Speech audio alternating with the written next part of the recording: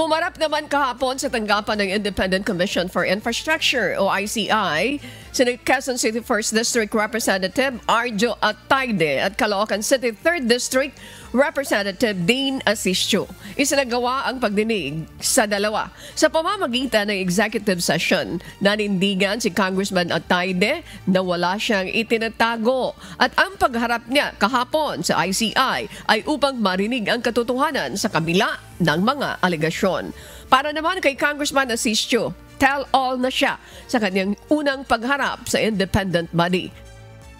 Handa rin niyang ibigay ang anumang dokumento na kailangan ng komisyon sa investigasyon.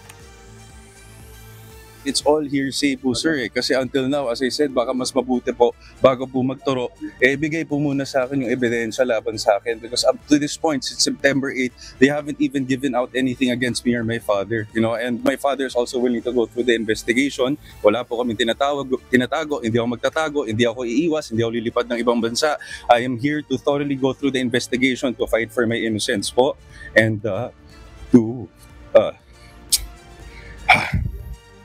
wala naman po dapat itago, kaya lahat po sinabi natin. Pagkatapos po nung aming pag-uusap kanina, may mga certain documents po na hinihingi sa akin from our office.